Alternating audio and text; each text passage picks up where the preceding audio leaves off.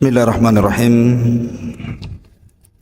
Assalamualaikum warahmatullahi wabarakatuh.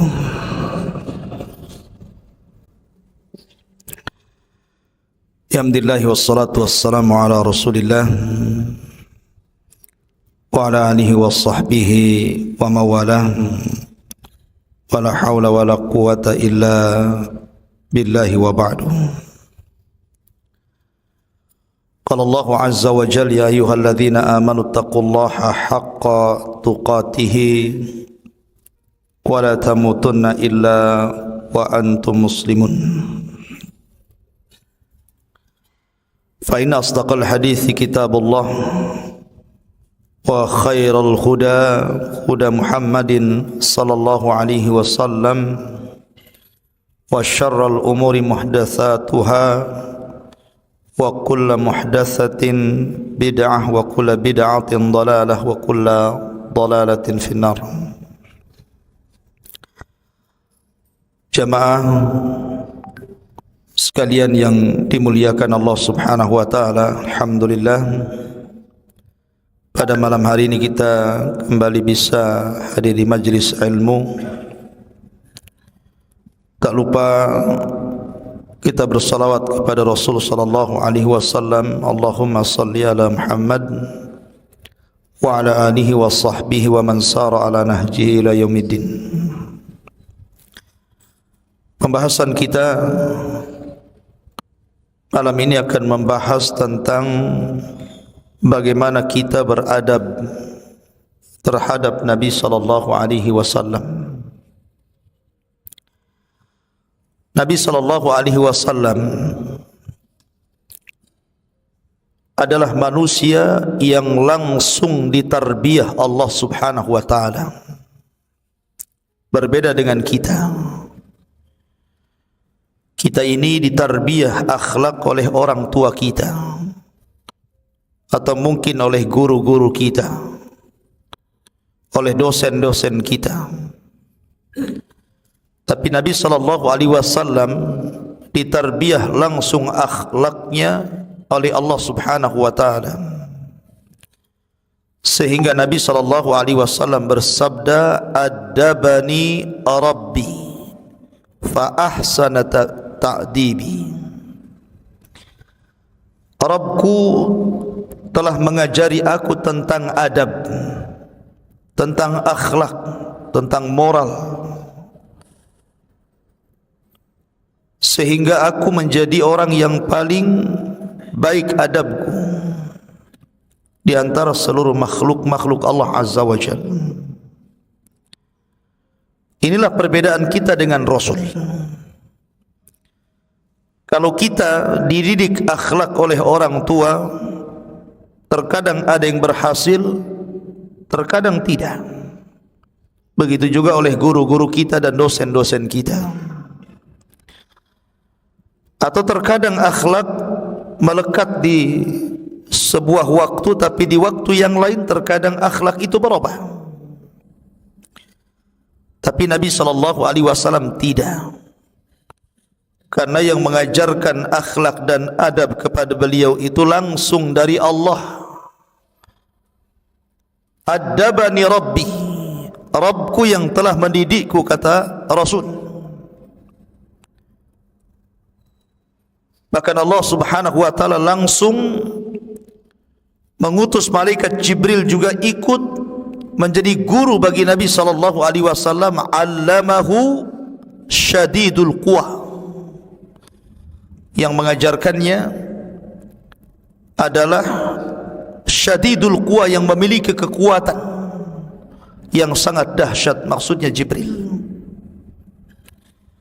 Sehingga wajar kalau kemudian Nabi sallallahu alaihi wasallam terjaga dari akhlak-akhlak yang buruk. Allah jaga hatinya. Ma kadzabal fuadu ma ra'a. Allah jaga kedua matanya. Ma zagal basaru wa ma tagha. Allah jaga lisannya. Wa ma yantiqu anil hawa in huwa illa wahyun yuha. Dan Allah jaga akhlaknya, wa innaka la'ala khuluqin azim. Begitulah Allah Subhanahu wa taala menjaga Nabi sallallahu alaihi wasallam. Kedua matanya terjaga, kedua lisannya terpelihara, hatinya senantiasa terpelihara, pandangannya, pendengarannya, bahkan seluruh gerak-geriknya Allah pelihara. Wajar kalau seandainya kemudian Aisyah radhiyallahu anha ditanya tentang akhlaknya Rasul, maka Aisyah radhiyallahu anha mengatakan khuluquhul Quran, akhlaknya Rasul itu Al-Quran. Kalau anda ingin melihat Al-Quran yang berjalan, maka lihatlah Nabi sallallahu alaihi wasallam. Sehingga Allah memberikan rekomendasi yang tidak pernah diberikan kepada para nabi dan rasul sebelumnya, wa innaka la'ala khuluqin azim. Engkau di atas akhlak yang sangat terpuji. Kalau demikian maka Rasul berbeda dengan makhluk yang lainnya. Ketika Nabi sallallahu alaihi wasallam didaulat menjadi nabi yang terakhir dan juga rasul yang terakhir, maka ada tuntutan kepada kita dari Allah Subhanahu wa taala untuk berakhlak dan beradab kepada Nabi sallallahu alaihi wasallam. Apa saja adab dan akhlak kita ini terhadap Nabi sallallahu alaihi wasallam? Karena di zaman sekarang adab terhadap Nabi sallallahu alaihi wasallam sudah mulai pudar. Bahkan ada orang yang berani menista Nabi sallallahu alaihi wasallam, merendahkan Nabi sallallahu alaihi wasallam, menghina Rasul sallallahu alaihi wasallam. Kenapa terjadi? Karena kurang adab, kurang akhlak. Baik, karena waktu yang singkat kita akan sebutkan beberapa akhlak dan adab kita kepada Nabi sallallahu alaihi wasallam. Yang pertama, dan ini yang paling utama, adabul qalbi. Adab yang harus ditanamkan kepada setiap hati insan terhadap Nabi sallallahu alaihi wasallam. Tasdiquhu fima akhbar. Kita wajib membenarkan dalam hati kita apapun yang dihabarkan Nabi sallallahu alaihi wasallam, masuk di akal atau tidak masuk di akal, diketahui hikmahnya ataupun tidak, maka kita katakan sami'na wa ata'na. Innama qaulul mu'minin idza du'u ila Allahi wa rasulihi an yaqulu sami'na wa ata'na. Ini kata kuncinya, mendengar dan taat. 40 tahun lamanya sejak Nabi sallallahu alaihi wasallam dilahirkan sampai usia beliau 40 tahun, sehingga diangkatnya beliau menjadi nabi dan rasul di usia itu, tidak pernah ada yang mencela Nabi sallallahu alaihi wasallam di tengah-tengah kafir Quraisy. Ya, karena Nabi sallallahu alaihi wasallam dikenal amanahnya, dikenal kejujurannya, sehingga Nabi sallallahu alaihi wasallam digelar sadiqun masduq wa musaddaq. Dia adalah sadiq atau as-sadiq al-masduq wal musaddaq. As-sadiq artinya orangnya amanah. Semua yang diucapkan Rasul itu semua kejujuran. Rasul tidak pernah berdusta, walaupun main-main, walaupun bersenda gurau, Rasul tidak pernah berdusta. Nabi itu orangnya jujur. Al-Masduq disaksikan kejujurannya, yang disampaikan Nabi sallallahu alaihi wasallam disaksikan kejujurannya oleh manusia, dan juga musaddaq bil wahyi, bil mu'jizat. Dan Allah Subhanahu wa taala benarkan dengan memberikan wahyu dan mukjizat yang banyak sekali, melebihi mukjizat para nabi dan rasul. mukjizat yang paling banyak diturunkan kepada para nabi dan rasul, yang paling banyak adalah kepada nabi kita Muhammad sallallahu alaihi wasallam. Saat Nabi sallallahu alaihi wasallam turun wahyu kepadanya, wa anzir ashiratakal aqrabin, dan berilah peringatan wahai Muhammad kepada keluargamu yang paling dekat. Maka Nabi sallallahu alaihi wasallam ketika itu mengumpulkan di mana? Di Bukit Safa, yang kita kenal dengan Safa dan Marwah. Di bukit ini Nabi sallallahu alaihi wasallam mengumpulkan seluruh kerabat-kerabatnya. Lihat bagaimana Nabi muqaddimah kalamnya, muqaddimah pembicaraannya, berusaha untuk meyakinkan apakah dia masih dipercaya atau tidak. Kata Nabi sallallahu alaihi wasallam di hadapan orang-orang Quraisy itu, ya ma'sara Quraisyin, wahai orang-orang Quraisy, ara'aitum, bagaimana pendapat kalian, in kana min wara'i hadzal jabal jaisun musabbihukum aw mumassikum akuntum musaddiqi. Wahai orang-orang Quraisy, bagaimana pendapat kalian kalau seandainya kukatakan bahwa di balik bukit Abi Kubais ini ada tentara besar dengan kekuatan besar hendak menyerang kalian di pagi atau di sore hari kalian, apakah kalau saya mengucapkan seperti itu sewaktu-waktu kalian masih membenarkan ucapanku? Padahal mustahil ada tentara besar menyerang Quraisy, tapi Rasul hendak mengetes. Tapi apa kata-kata orang-orang? Sepakat semua mengatakan, ma jarrabna alaika kadhiban qat.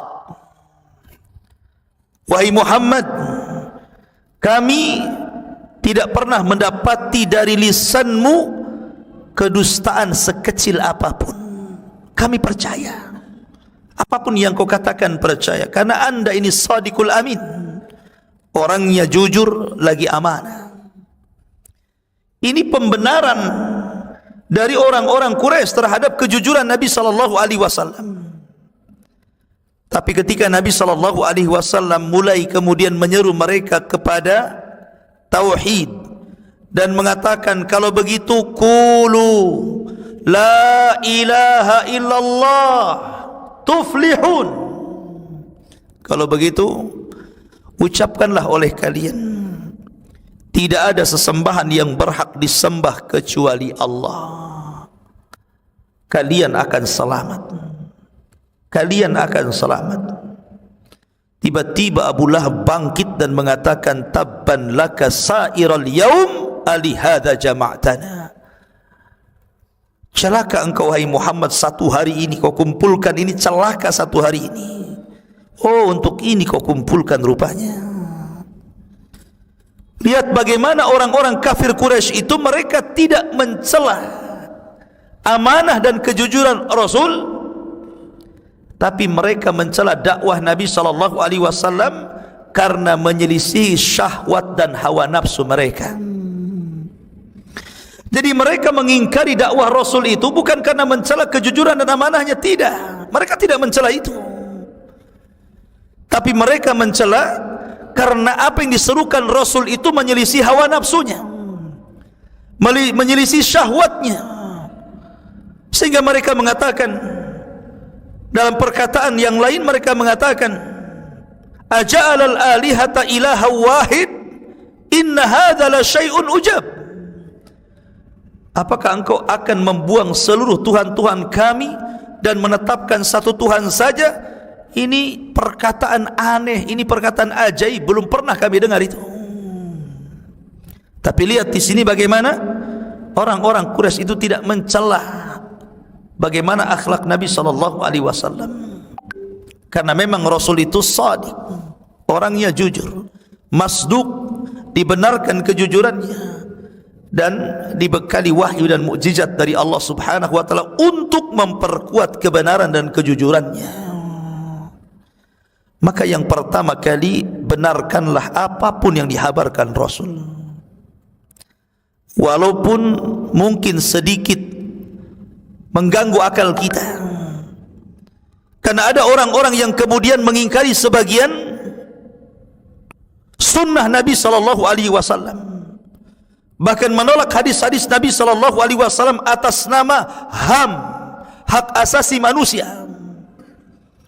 Ini tidak bisa, ini hukum rajam, ini radikal, ini menyelisihi hak asasi manusia. Ini hukum hudud, ini kalau ditegakkan masalah, ini akan menyelisih hak asasi manusia.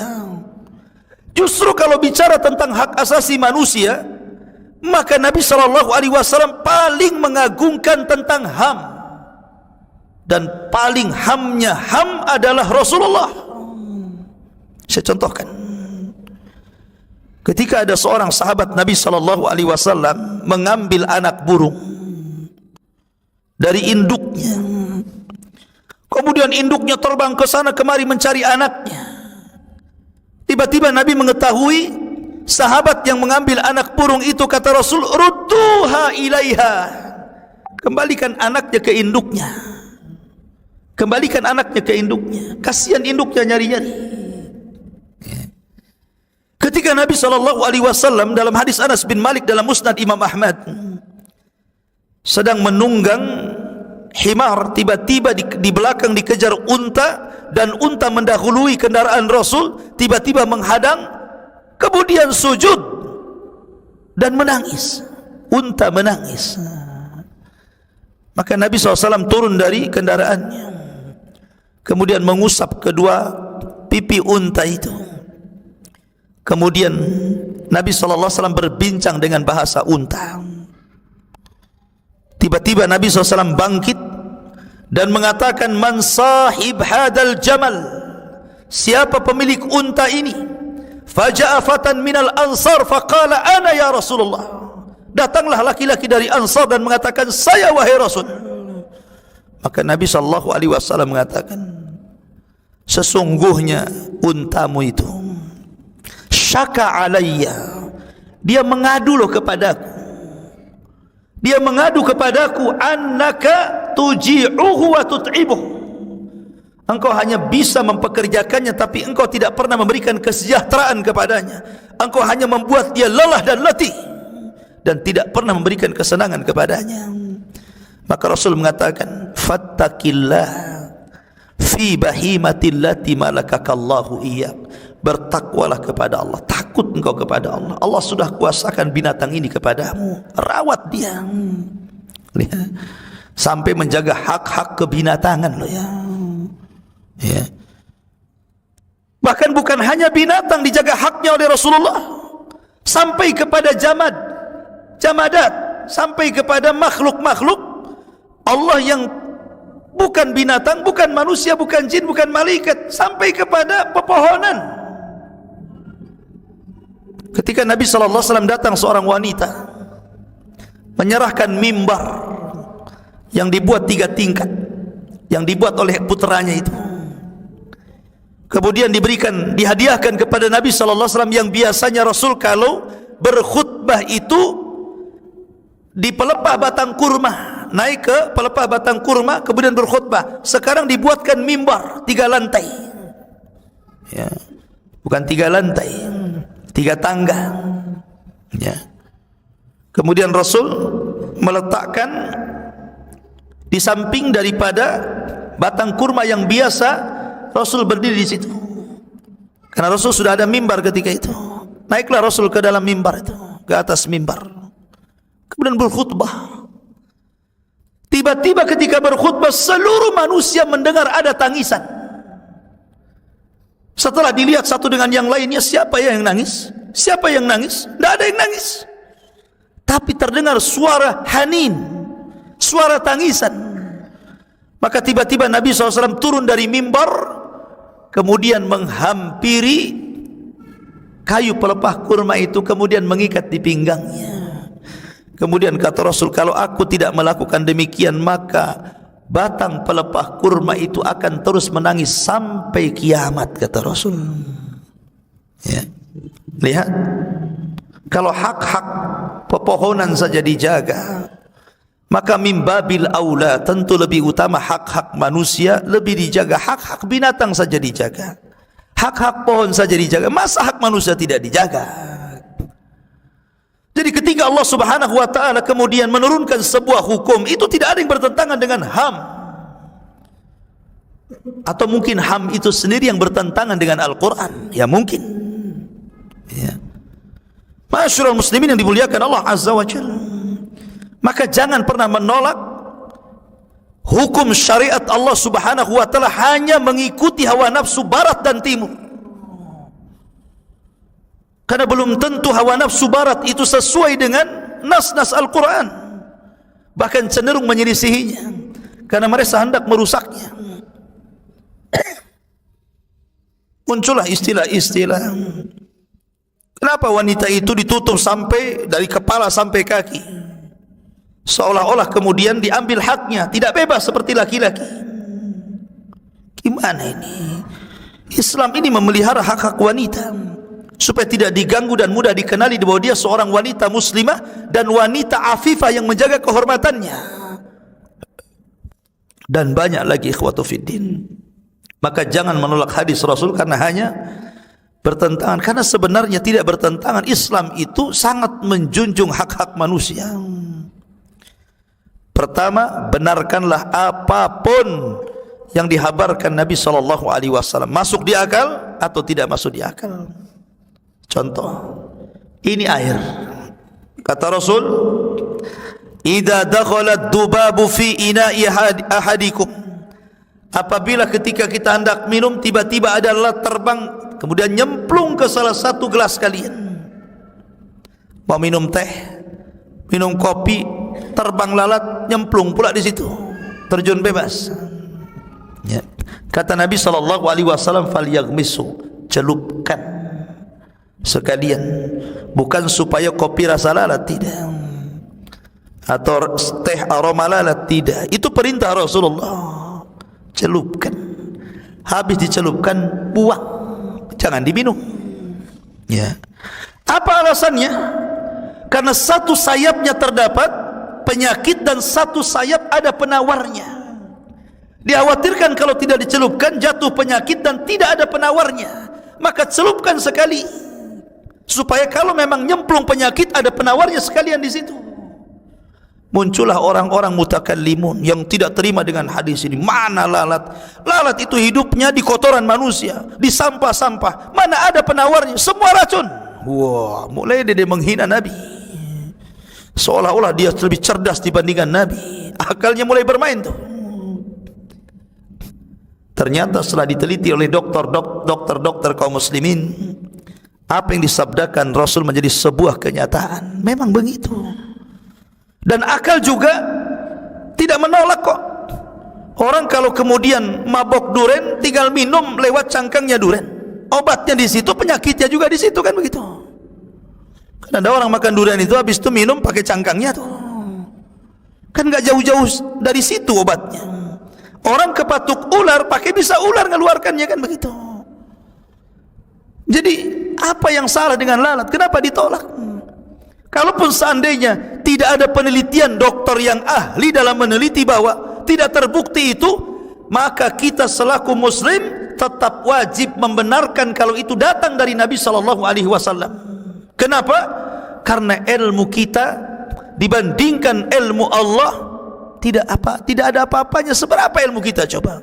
Sejengkal di bawah tanah saja kita tidak tahu, kemudian menolak hadis Nabi SAW.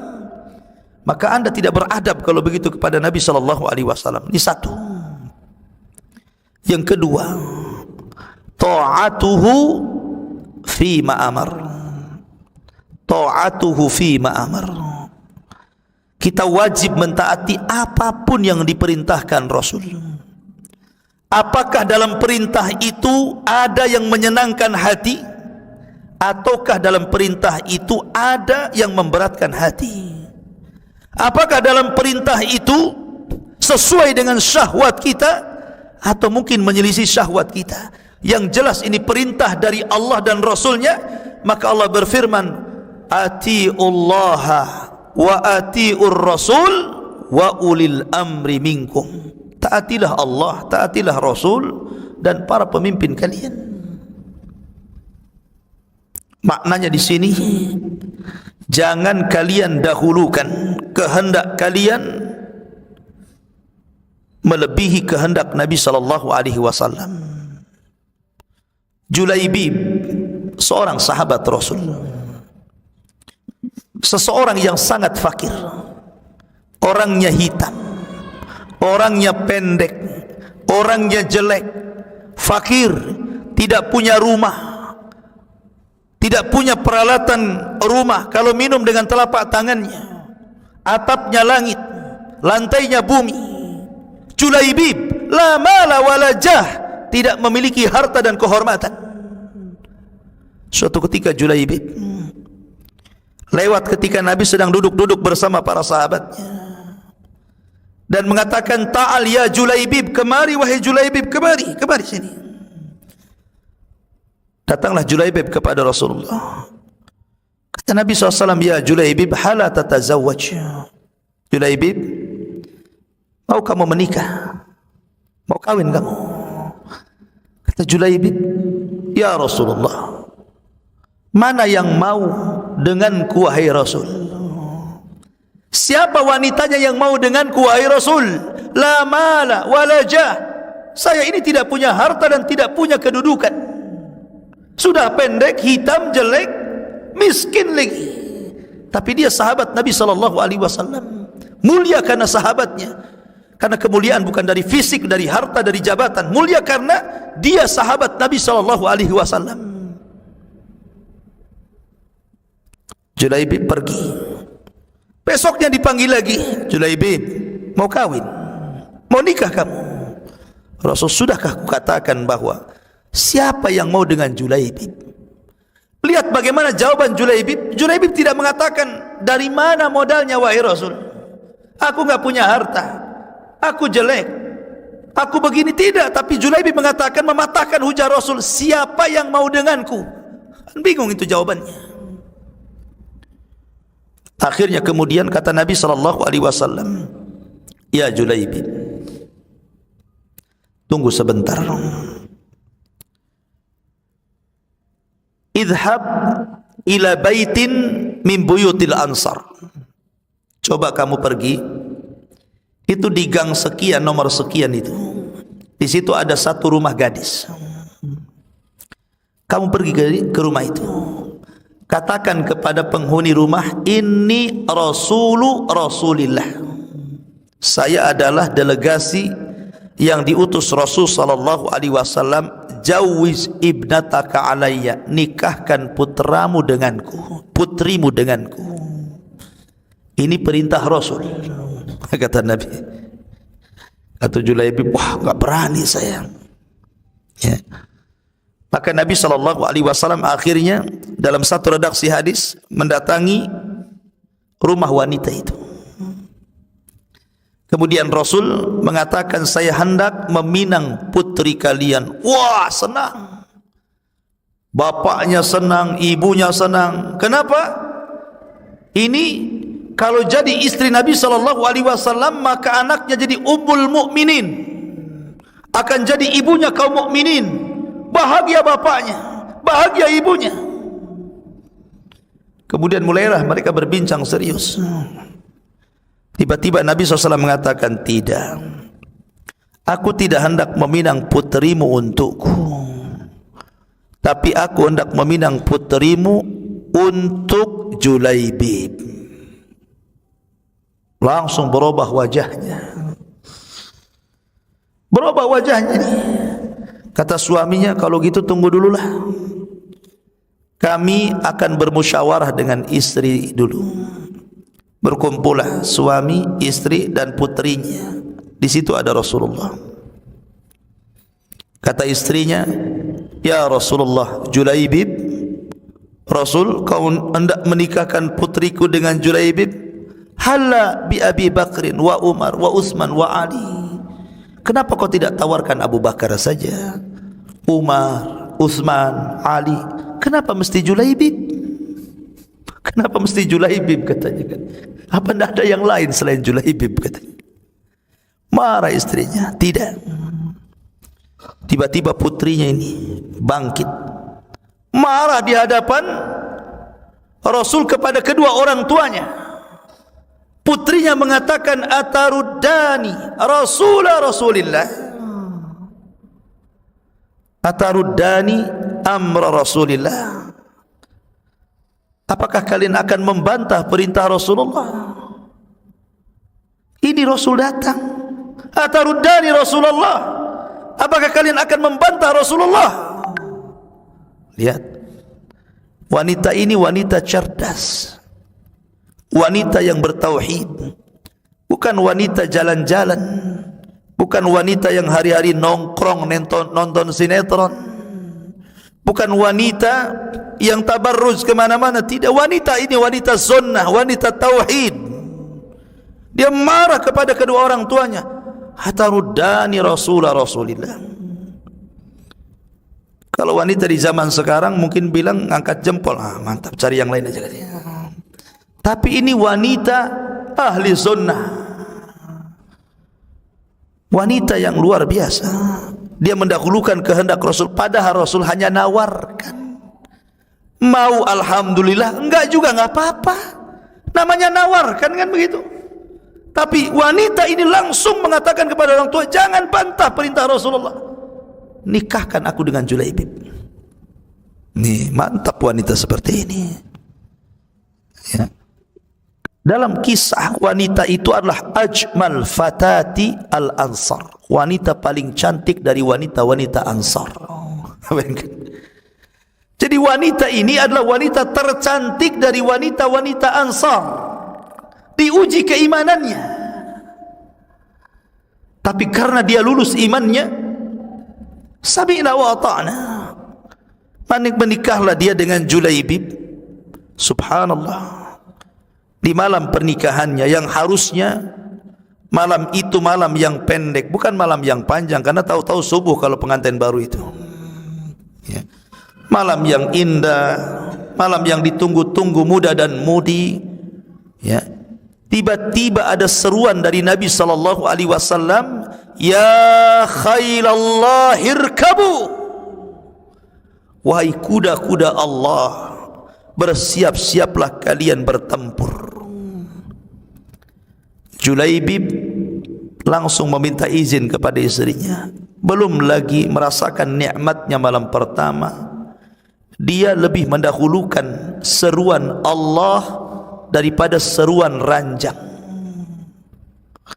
Kira-kira kalau antum di posisi Julaibib, sementara istri kita adalah orang yang paling cantik di kota ini, kemudian suruh dipilih nih, memilih suruh jihad atau satu malam bersama istri, kira-kira antum milih yang mana tuh? Jangan bohongnya ya.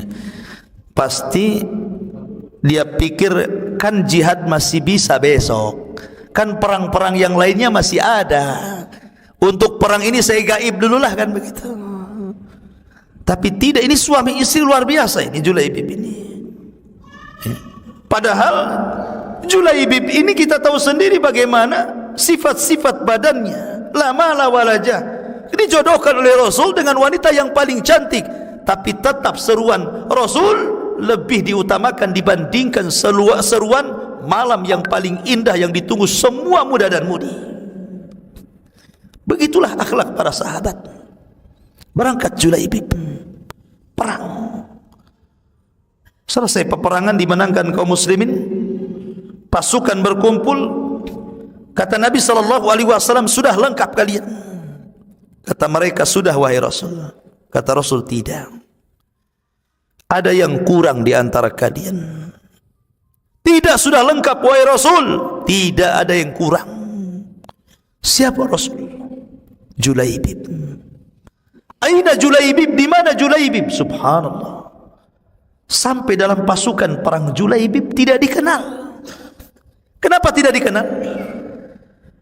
Karena Julaibib itu orang yang miskin, orang yang jelek, tidak memiliki harta, tidak memiliki jabatan.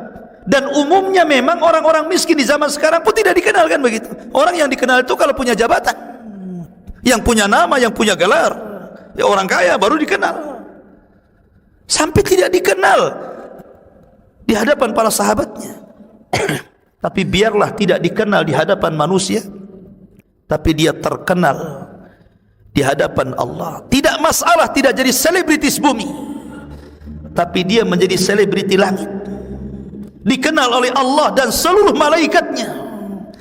Dicari Julaibib itu, rupanya Julaibib sudah terkapar syahid, di sekitarnya 7 orang musyrik dibunuh di tangannya. Maka Nabi SAW menghampiri Julaibib, diambilnya Julaibib, kemudian kepalanya diletakkan di pahanya. Sambil menangis Rasul mengatakan, fa innahu minni wa ana minhu. Sesungguhnya Julaibib bagian daripada diriku dan aku bagian daripada dirinya. Subhanallah. Maka kalau orang kemudian menolak panggilan Allah dan Rasulnya, ini kurang adab, ya kan? Maka apapun yang diperintahkan Rasulullah, laksanakan, kerjakan. Jangan kurang adab, kurang akhlak. Yang ketiga, wajtinabu ma naha anhu wa jazar. Hendaklah meninggalkan apapun yang dilarang Rasul.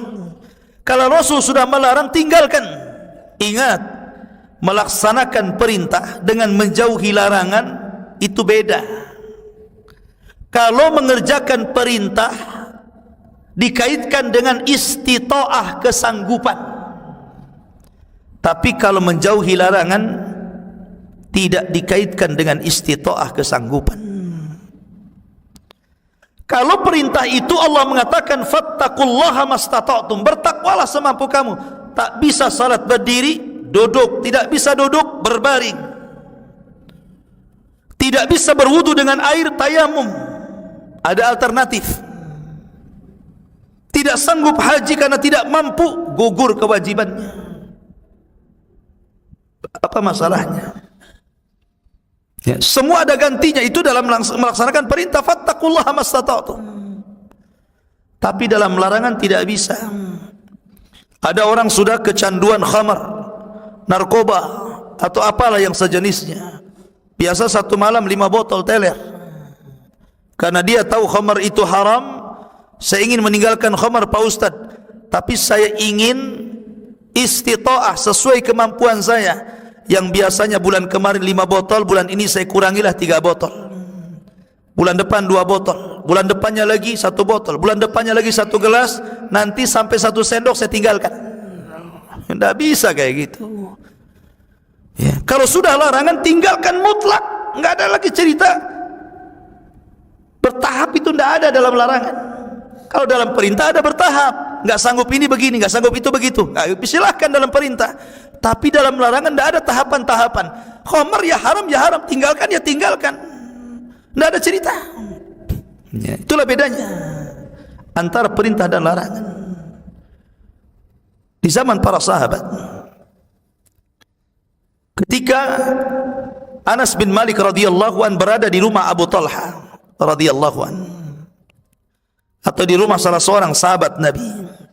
Dulu khamar itu bagian daripada minuman kebanggaan. Kalau orang hendak memuliakan tamu, maka minuman yang disodorkan kepada tamu itu khamar. Jadi sahabat dulu minum khamar juga, tapi tidak semua. Abu Bakar tidak pernah minum khamar. Utsman tidak pernah minum khamar.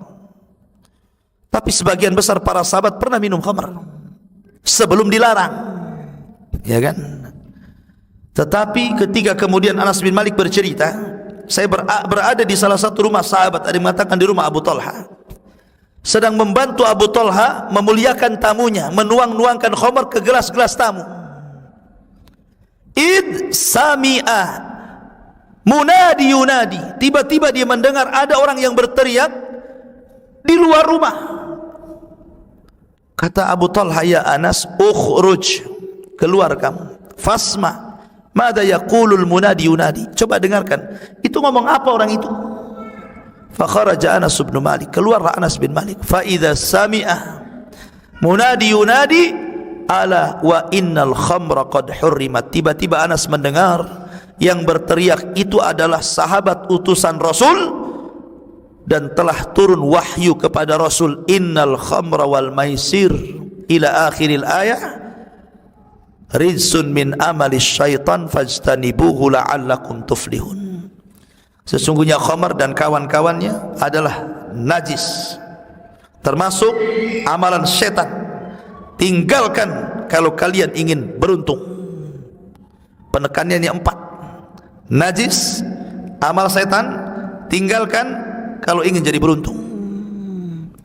Maka ketika turun ayat ini, Rasul menyuruh sahabat untuk berteriak di pasar-pasar, di keramaian-keramaian, di kampung-kampung, di lorong-lorong, di gang-gang, ala wa innal khamra qad hurrimat. Ingat, khamr sudah diharamkan selama-lamanya. Larilah Anas bin Malik menemui Abu Talha, ya Abu Talha, wahai Abu Talha, aku mendengar Rasul mengharamkan khamr secara abadi. Kata Abu Talha, betul-betul. Maka Abu Talha langsung mengambil gelas yang sudah dituangkan khamr, kemudian dituangkan di depan rumahnya, yang ada di ceretnya dituangkannya, yang ada di botol dituangkannya. Semua orang yang di pasar berhamburan pulang ke rumah-rumah mereka, kemudian mengambil khamar-khamarnya, kemudian menuangkan di depan rumah-rumah mereka, sampai rawi hadis mengatakan hatta salat syawari'ul Madinah, sampai banjir gang-gang kota Madinah dengan khamar yang dituangkan oleh penduduk Madinah. Sami'na wa ata'na. Ini larangan, tinggalkan ya. Kalau orang kemudian ada larangan Rasul, masih juga kemudian melabraknya, enggak punya akhlak orang ini kepada Nabi sallallahu alaihi wasallam, enggak punya adab, tinggalkan ya. Tapi aneh kan, ada dokter nakut-nakuti orang yang berzina, kamu ada penyakit AIDS-nya, kalau kamu ingin sembuh tinggalkan zina. Yang satunya ada ustadz datang, tinggalkan zina. Allah berfirman, Rasul bersabda. Kira-kira yang didengarkan dari 2 orang itu yang mana tuh? Hah? Yang mana? Dokter kan? Kalau sudah dokter yang ngomong tinggalkan, pasti ditinggalkan. Takut sama dokter kan? Dokter nggak pakai dalil. Dokter hanya mengatakan penyakit. Nanti kalau nggak masih begitu, nanti menurun, mati kamu sebulan lagi. Pasti itu ditinggalkan. Ketika ustadz yang bicara, walaupun dia menakut-nakuti, falyahdharil ladzina yukhalifuna an amri an tusibahum fitnah aw yusibahum adzabun alim. Hendaklah takut akan perintah Rasul, kalau sampai diselisihi akan ditimpakan fitnah kepadamu atau adab yang pedih. Nyantai saja dia, karena bukan dokter, kecuali dokter rangkap ustadz. Nah mungkinlah. Kadang-kadang ada orang yang tidak berakhlak kan. Kenapa dia takut sama dokter, tidak takut sama ustadz? Ini gak punya akhlak orang ini, gak ada adab sama Nabi ya kan. Ma'asyiral muslimin yang dimuliakan. Kemudian yang keempat, wa alla ya'budallah illa bima syara. Jangan sekali-kali Anda sembah Allah kecuali melalui syariat yang disyariatkan Allah kepada Rasulullah. Jangan membuat syariat di luar syariat Rasulullah, karena itu kurang adab. Menuduh bahwa Nabi tidak tahu jalan ke sorga, menuduh Nabi tidak tahu menghindar dari neraka. Iya kan? Kalau orang ini menyelisih jalan Rasulullah, seolah-olah dia punya jalan sendiri, Rasul punya jalan sendiri, maka orang ini seolah-olah menuduh Rasul ini tidak paham jalan ke sorga kemana. Makanya dia buat cara sendiri tuh, buat jalan sendiri, seolah-olah dia yang paham ke sorga, Rasul tak paham. Ini kurang akhlak kalau kayak gini nih. Nggak ada adab orang kayak gini nih. Maka jangan pernah beribadah kecuali apa yang telah disyariatkan Allah kepada Rasul. Karena yang tahu jalan ke sorga hanyalah Allah, kemudian Rasulullah yang diwahyukan kepadanya. Apapun yang mendekatkan kita ke sorga, apapun yang menjauhkan kita dari neraka, dua-duanya sudah dijelaskan Rasulullah. Makanya Imam Malik rahimahullahu ta'ala mengatakan, man qala anna dinal Islam lam yaktamil faqad za'ama anna Muhammadan khana risalah. Siapa yang berkata Islam belum sempurna, maka dia telah menuduh Rasul telah berkhianat terhadap risalahnya. Kenapa? Seolah-olah Rasul tidak paham jalan ke surga. Maka kita buat sendiri saja jalan ke surga, katanya. Ya. Maka orang ini tidak berakhlak, orang seperti ini. Kemudian yang kelima, jangan sekali-kali memanggil Rasul dengan sebutan namanya. La taj'al du'aakum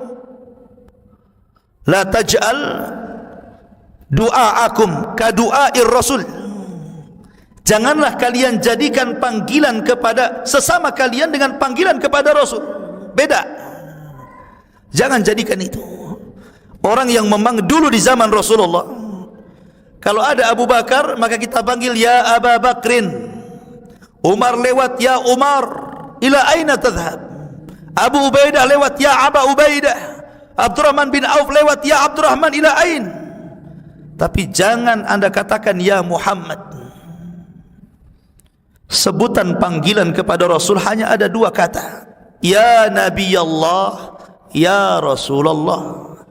Wahai Nabi Allah, wahai Rasulullah. Begitu adabnya mereka kepada Nabi SAW. Kecuali Badui, karena Badui itu enggak punya akhlak. Kadang-kadang mereka datang ke Madinah berteriak-teriak di balik kamar Nabi SAW, ya Muhammad ukhruj, katanya. Itu Badui itu. Tapi tidak ada sahabat yang memanggil-manggil Rasulullah di balik hujurat. Alladzina yunaduna min wara'il hujurati aktsaruhum la ya'qilun, kata Allah. Kebanyakan orang-orang yang memanggil di balik kamar Rasul dengan menyebut ya Muhammad, kebanyakan mereka enggak punya akal, orang Badui. Maka jangan jadi orang Badui kita maksudnya. Kita katakan ya Muhammad, ya Rasulullah, ya Nabi Allah, jangan ya Muhammad. Makanya Allah mengajarkan adab ini dalam Al-Quran. Allah ketika menyebut Adam langsung nyebut ya Adam uskun anta wa zaujukal jannah. Ketika memanggil Nabi Yahya, ya Yahya hudil kitab bil quwwah. Ketika memanggil Nuh, ya Nuh, ya Ibrahim, ya Isa ibn Maryam, a anta qulta linnasi ittakhiduni ilahaini min dunillah. Tapi Allah tidak pernah mengatakan ya Muhammad. Tapi Allah mengatakan ya ayyuhan nabi qul li azwajika wa banatika wa nisa'il mu'minin. Ya ayyuhar rasul kulu min thayyibati ma razaqnakum. Kulu min thayyibati wa'malu salihah. Lihat di sini. Allah mengajarkan adab, jangan memanggil dengan nama. Kurang adab. Ya kan?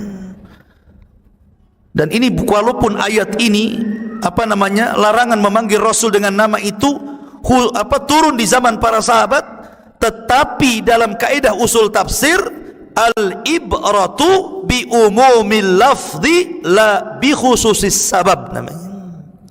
Sebuah pelajaran itu karena umumnya sebuah lafaz, bukan karena khususnya sebab turunnya ayat. Maka kita tidak boleh memanggil Rasulullah dengan sebutan nama, kurang adab, kurang akhlak. Ya. Jangan apalagi ngasih nama binatang dengan nama Rasulullah, makin gak beradab lagi. Terus siapa kucing namanya? Muhammad. Masa kucing namanya Muhammad? Kurang adab tuh. Kasih kayak nama combro atau apa gitu kan. Ya. Jadi jangan kemudian ngasih nama-nama yang ada penghinaan, unsur penghinaan Rasulullah. Karena di antara adab kita kepada Rasul yang selanjutnya adalah ta'zimul mutlak. Ya, mengagungkan secara mutlak kepada Nabi sallallahu alaihi wasallam tentu sebelumnya adalah Allah Subhanahu wa taala diagungkan secara mutlak, baru setelahnya Rasulullah. Ya. Mahabbatut tam, cinta sempurna kepada Rasulullah sallallahu alaihi wasallam. Karena adab itu tidak terlahir kecuali karena cinta. Munculnya adab, munculnya akhlak terhadap Nabi sallallahu alaihi wasallam tidak mungkin terlahir kecuali karena kecintaan kita kepada Rasulullah, maka muncul adab dan akhlak. Makanya heran kalau seandainya orang kemudian mengaku mencintai Rasul, tiba-tiba kemudian merendahkan Rasul, enggak punya akhlak orang itu. Karena ada orang yang kemudian di acara yang harusnya mengagungkan Rasulullah, malah menghina Rasulullah. Baru saja kita mendengar ada orang yang merendahkan syariat yang dibawa Rasul dengan mengatakan bahwa cadar dan cingkrang itu adalah mode saja, tren berpakaian orang Arab, budaya bukan syariat. Muncul orang yang membandingkan bahwa ada orang yang sangat berjasa dalam kemerdekaan ini melebihi Nabi sallallahu alaihi wasallam. Tidak sadar dia ngomong begitu. Masyarul muslimin, muncul lagi habis itu bahwa Nabi itu sama dengan anak-anak yang lainnya waktu lahirnya itu. Sama. Umbelan juga bahasa kitanya. Apa bahasa Jawanya? Rembes apa ya? Umbelan gitu ya. Belean gitu ya. Keluar belek di sini ya. Karena tidak bisa merawat Abdul Muttalib pamannya. Jangan samakan kakek Rasul dengan kakek Anda. Kakek Rasul itu raja Arab. Abdul Muttalib itu rajanya orang Arab. Bila munazi, tanpa ada khilaf bahwa Abdul Muttalib itu Malikul Arab, rajanya orang Arab. Bila khilaf wala munazi', tanpa ada khilaf, tanpa ada pertentangan. Seorang raja dimuliakan, dihargai, dihormati. Tentu kan banyak pesuruhnya, banyak pengawalnya. Namanya raja. Bisa saja dia nyuruh, tolong cucu saya rawat. Bisa saja kan? Mungkin maksudnya dirawat sendiri, gak telaten kakek gitu ya. Iyalah, kakek dia bukan raja. Abdul Muttalib raja Arab. Ya. Kemudian yang kedua, Nabi sallallahu alaihi wasallam tidak sama dengan anak-anak kecil yang lainnya. Katanya kalau seandainya Nabi hidup di zaman sekarang, maka sama juga dengan anak-anak sekarang. Kalau ada pohon jambu pasti nyolong jambu. Lah kok sampai ke nyolong jambu ceritanya? Nabi loh dijaga oleh Allah. Wallahu ya'simuka minan nas. Rasul itu memberikan sifat maksum kepada Rasulullah. Nabi itu maksum. Apa sih artinya maksum itu? Maksum itu terpelihara dari dosa besar, tetapi ada kemungkinan melakukan dosa kecil. Ya. Tetapi Rasul walaupun melakukan dosa sudah diampuni yang telah, yang sedang dan yang akan datang, dan itu khususnya Rasulullah yang tidak diberikan kepada Rasul-Rasul yang lainnya. Bahwa Rasul itu diampuni dosanya yang telah, yang sedang dan yang akan datang. Lihat hadis syafaat. Semua para nabi ngaku dirinya dosa, melakukan dosa dan tidak bisa memberikan syafaat. Akhirnya Rasul yang sudah diampuni dosanya, dialah yang memberikan syafaat. Kok bisa dia mengatakan seperti itu? Nyolongkan dosa besar. Makanya ada hukuman potong tangan. Dan dosa besar itu definisinya setiap dosa yang ada ancaman di dunia dengan had, rajam, potong tangan, cambuk 80 kali. Ya. Bagi orang yang menuduh wanita baik-baik berzina, bagi yang minum khamr, cambuk 40 kali di zaman Rasul, di zaman Umar 80 kali, itu had. Dan di akhirat diancam neraka, diancam azab, diancam ini dan itu oleh Allah. Itulah namanya dosa besar. Dan nyolong itu bagian daripada dosa besar. Tidak mungkin Rasul melakukan dosa besar. Satu. Yang kedua, ketika Halimah Sa'diyah menyusui Rasulullah di tetek kanannya, dia tidak mau menyusu ke tetek kirinya. Kenapa? karena itu milik bayinya Halimah. Dia tahu itu hak orang, tidak mungkin diambil. Rasulullah masih bayi tahu itu hak orang, tak mungkin nyolong jambu, ya kan? Maka ini kan gimana ya kita katakan ya. Selesai ini muncul lagi Nabi SAW itu usia 50 tahun, menikah dengan Aisyah radhiyallahu anha usia 9 tahun katanya. Padahal dalam hadis Bukhari menikah 6 tahun, Aisyah dinikahi Rasul 6 tahun, baru digauli 9 tahun. Kemudian dia mengatakan, mana mungkin wanita 9 tahun, Aisyah radhiyallahu sangat senang, sangat bahagia, sangat sumringah dinikahi oleh Rasul sallallahu alaihi wasallam yang sudah 50 tahun. Akal saya enggak nerima katanya.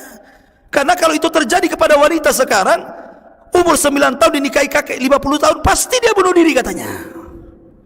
Ini ceritanya lari ke sana coba. Macam mana pula Nabi itu loh, orangnya ganteng. Ya. Orangnya ganteng Rasulullah itu, walaupun sudah tua. Ketika para ulama membahas tentang ketampanan Nabi Yusuf, ada khilaf di antara ulama. Dari mana datangnya ketampanan Nabi Yusuf itu? Ada yang mengatakan bahwa ketampanan Nabi Yusuf itu separuh ketampanan Adam. Ada yang mengatakan bahwa ketampanan Nabi Yusuf itu separuh dari ketampanan Rasulullah.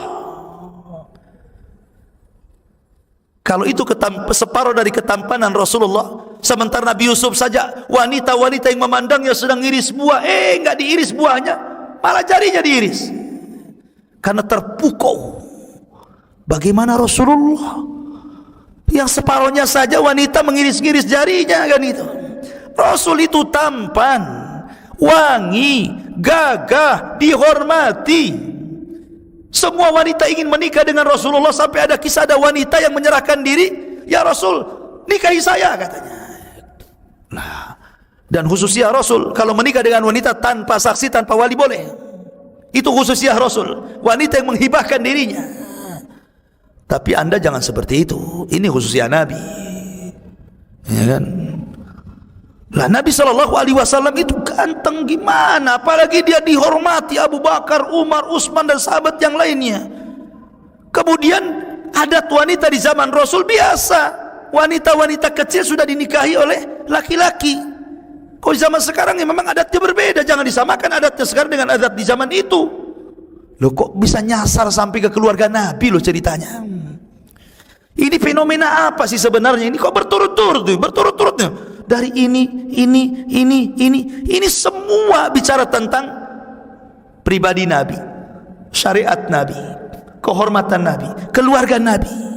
Ini ada fenomena apa ini? Dan itu beruntun itu. Ya. Harusnya kita punya adab dengan Nabi SAW. Jangan merendahkan Rasul. Kalau hendak bercanda, bercandalah dengan yang lain. Jangan kemudian Rasul jadi bahan candaan. Sambil tertawa-tawa pula dia kan. Bercanda yang lain lah, cerita kancil kayak cerita biawak kayak cerita apa gitu kan. Kenapa mesti Nabi SAW jadi bahan candaan? Ya. Maka orang ini kurang beradab orang ini. Makanya banyak para ulama akan menasihati orang yang seperti ini, ajari adab terhadap Nabi SAW. Ya. Makanya saya sering nasihatkan kepada antum, kalau ada video ataupun apalah yang di-share sampai ke handphone kita, isinya orang menghina Nabi SAW, satu, antum doakanlah supaya orang ini dapat hidayah. Orang ini dapat hidayah.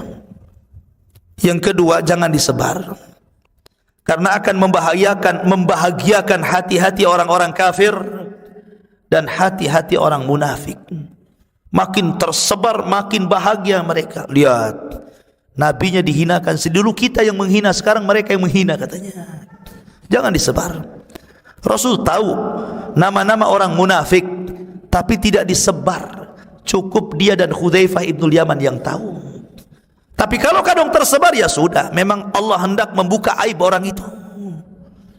Tapi jangan kita juga kemudian mencaci maki. Tetap kita tidak terima membela Rasul, karena di antara akhlak dan adab kita kepada Rasul adalah membela Rasulullah dari para penista.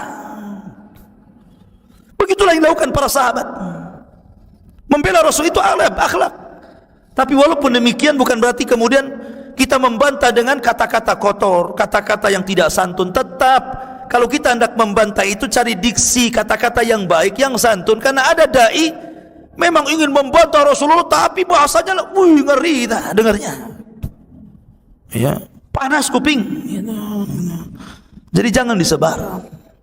Yang ketiga, jangan dibela. Al-munafiquna wal munafiqati ba'duhum awliya'u ba'din. Orang-orang munafik satu dengan orang-orang munafik yang lainnya itu saling mendukung. Saling mendukung, berkoalisi mereka itu.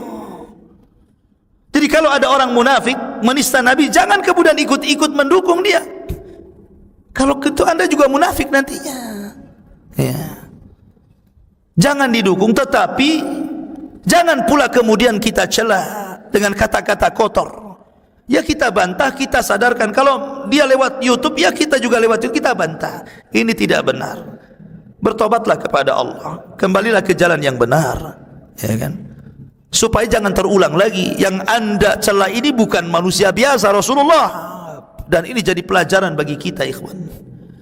Bagi kita pelajaran bahwa hati-hati di dalam menyebarkan video atau menulis status atau apalah namanya. Di zaman ini mudah tersebar, mudah jadi bahan adu domba kaum muslimin, dan itu bisa menghilangkan keamanan dalam berbangsa dan bernegara. Boleh jadi terjadi rusuh di mana-mana jadinya. Keamanan itu nikmat yang sangat besar, ikhwan.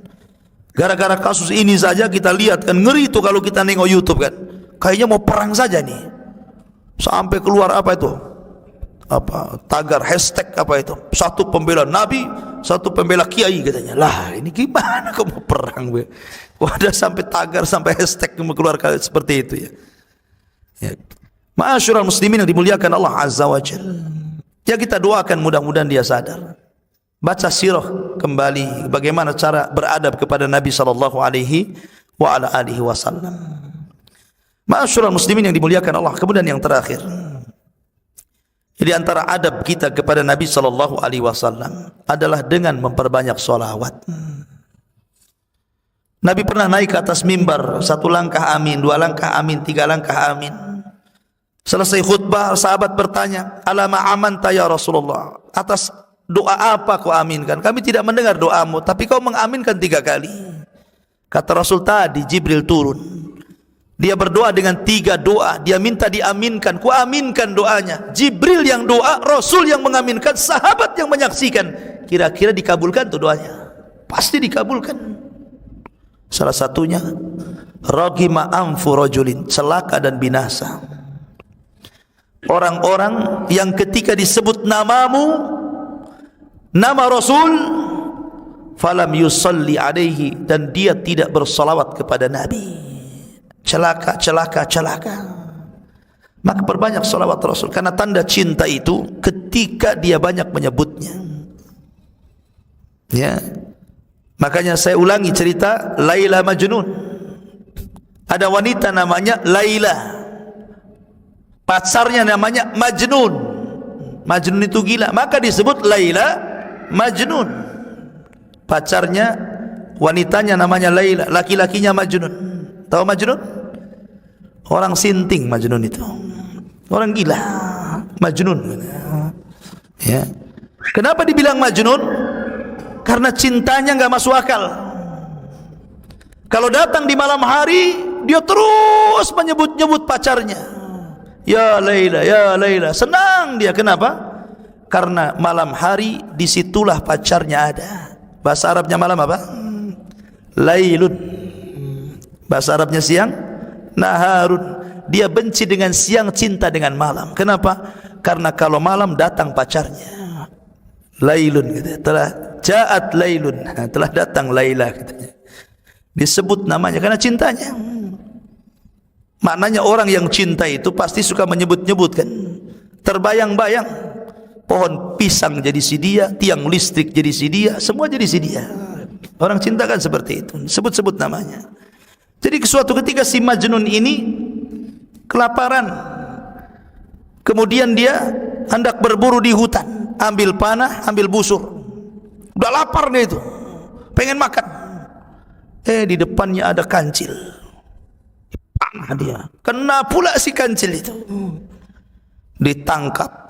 Ketika dikeluarkan pisaunya, dilirik-lirik kedua matanya, kok sama dengan Laila? Lah kok matanya sama dengan pacar saya? Dilepas kancil itu. Gara-gara sama matanya dengan Laila. Makanya disebut Majnun. Majnun enggak tuh? Majnun. Coba, gara-gara matanya sama dengan mata Laila dilepas. Kasihan. Ya katanya. Matamu sama dengan mata pacar saya. Pergi sana katanya. La haula wala. Majnun. Itu Laila Majnun. Ya. Artinya bahwa ikhwatu fiddin, yang namanya cinta itu suka menyebut. Kalau anda betul-betul cinta kepada Rasul, selalu menyebut nama Rasul. Sallu ala Nabi, Allahumma salli ala Muhammad. Terutama di hari Jumat. Nah, seperti itu. Karena tanda bukti cinta itu, ya banyak bersolawat. Jangan bakhil. Karena hakikat orang bakhil itu bukan orang yang kalau ada orang minta kita nggak kasih. Hakikat orang bakhil itu orang yang tidak pernah bersolawat, kata Rasulullah. Orang yang nggak pernah bersolawat itu bakhil, sangat bakhil. Ya. Maka perbanyak solawat, karena solawat ini ikhwan manfaatnya banyak. Ya, orang susah akan jadi senang, orang miskin akan jadi kaya, orang banyak masalahnya dihentikan masalahnya. Coba saja antum lazimkan solawat. Allahumma sholli. Terus dia jalan. Ya. Jadi memang itu luar biasa. Salawat kepada Rasul itu luar biasa. Sekali kita bersalawat, Rasul 10 kali bersalawat kepada kita.